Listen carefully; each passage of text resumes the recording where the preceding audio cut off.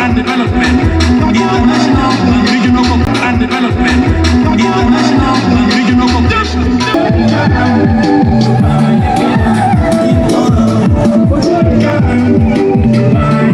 The three-day conference featured elections for key positions including the Central Executive Committee and National Executive Council. During the final day, delegates engaged in cultural dance with local artists, which left many of the attendees in joy.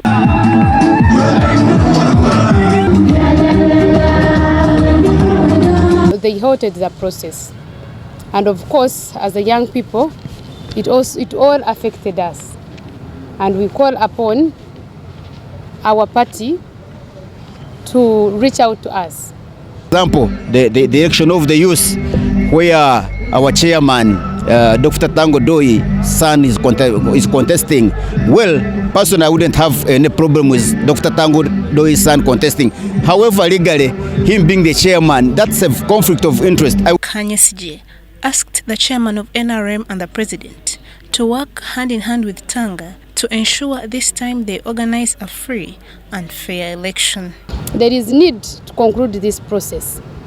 Our supporters, for sure, they remain in limbo, and it is only fair that they are given opportunity to elect their leaders and secure our party flag bearers. The conference concluded with a sense of accomplishment, but also some opposition from defeated supporters.